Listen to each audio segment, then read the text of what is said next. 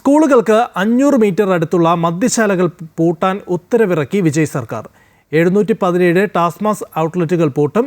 2 ആഴ്ചയ്ക്കകം നടപടി പൂർത്തിയാക്കണമെന്നും തമിഴ്നാട് മുഖ്യമന്ത്രി C Joseph Vijay ഉദ്യോഗസ്ഥർക്ക് നിർദ്ദേശം നൽകി. ക്ഷേത്രങ്ങൾ, സ്കൂളുകൾ, കോളേജുകൾ, ബസ് ടെർമിനലുകൾ എന്നിവയ്ക്ക് സമീപം പ്രവർത്തിക്കുന്ന മദ്യശാലകൾ കണ്ടെത്താൻ നേരത്തെ തന്നെ സംസ്ഥാന വ്യാപകമായി പരിശോധനകൾ നടത്തിയിരുന്നു. പരിശോധനയിൽ 276 മദ്യശാലകൾ ആരാധനാലയങ്ങൾക്ക് സമീപവും 186 എണ്ണം വിദ്യാഭ്യാസ സ്ഥാപനങ്ങൾക്ക് സമീപവും 255 എണ്ണം ബസ് സ്റ്റാൻഡുകൾക്ക് സമീപവും പ്രവർത്തിക്കുന്നതായി കണ്ടെത്തി. ഇതോടെയാണ് ആകെ 717 മദ്യശാലകൾ അടച്ചുപൂട്ടാൻ തീരുമാനമായത്. സത്യപ്രതിജ്ഞയ്ക്ക് തൊട്ടു പിന്നാലെ തന്നെ കുട്ടികൾക്കും യുവജനങ്ങൾക്കുമിടയിലെ ലഹരി നിയന്ത്രിക്കുന്നതിനും സ്ത്രീ സുരക്ഷ ഉറപ്പാക്കുന്നതിനും കർശന നടപടികൾ സ്വീകരിക്കുമെന്ന് ഉറപ്പ് നൽകിയിരുന്നു.